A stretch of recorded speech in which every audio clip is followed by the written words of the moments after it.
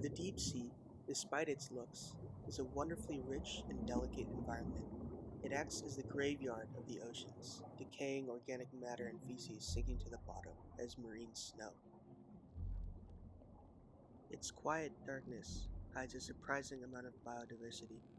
It's home to some of the most unique creatures on the planet.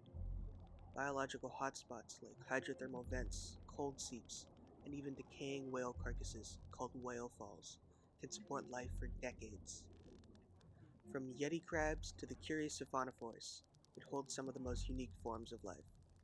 Due to the sheer size of the deep sea, it is actually considered the norm as Earth's main ecosystem. Despite this, or perhaps because of it, it's one of the least explored ecosystems on the planet. Its sheer size, extreme conditions, and sparse placement of fauna make it difficult to study.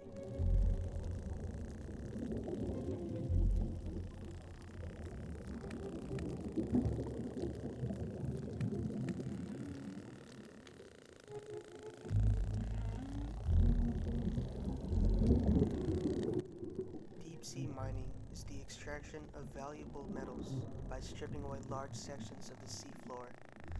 Through the use of vacuum-like robots, they dredge and bring up extracted materials to ships or floating platforms for processing before being transported to land for refining. This process can be damaging to the environment around it.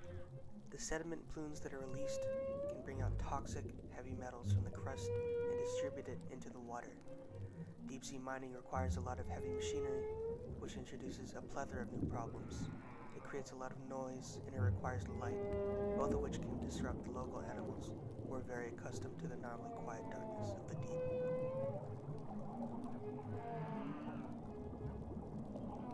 The deep sea is an environment where pre-industrialization baseline data are completely missing. It is a largely unexplored habitat with high biodiversity and a critical need to assess resilience on a larger scale. Scientists have close to no data on the consequences of disrupting the deep sea. However, deep sea mining is an incredibly lucrative industry. It is a source of essential materials that can be used to enable new technologies like better electric cars, lighter rechargeable batteries, and weather-resistant wind turbines. It is also incredibly profitable. British Prime Minister David Cameron announced an undersea mining deal with Lockheed Martin subsidiary in 2013. He said it could funnel $60 billion into the British economy over the next 30 years. But what do we know about the deep sea? What does it contribute to the global ecosystem? The bottom of the ocean is filled with microscopic organisms, including plankton, protists, and a kind of marine algae called coccoliths. These organisms make it to the bottom by sinking in something called marine snow. This marine snow allows the deep to act as a massive carbon sink. As matter that would normally have decomposed and turned into CO2 is now stored in the bodies and byproducts of the deep sea inhabitants. This sink contributes to about 25% of the oxygen we breathe today.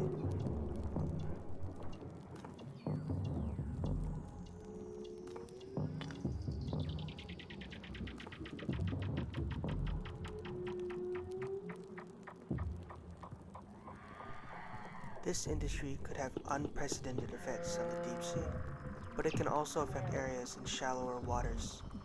Deep sea mining would occur anywhere on the seafloor, which can completely wipe out populations of mollusks and other sea-dwelling species.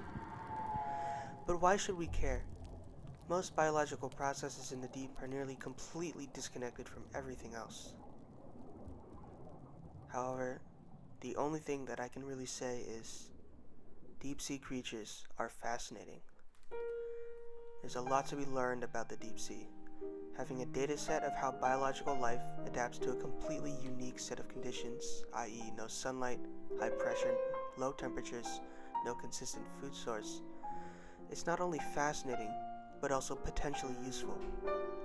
It could create a specific species who can create a useful niche resource. For example, horseshoe crabs, whose blood is used in a lot of modern medicine. Deep-sea creatures could also act as time capsules of data, because the lower metabolic rate of the large larger creatures of the deep mean they can survive much longer than other animals, or they could act as cultural focal points, with a giant squid as the basis for the kraken. There are so many things the deep sea can provide that we may possibly never find out. And I think that maybe somehow that might be worth more than the $60 billion deep sea mining could provide to the British economy. Just maybe.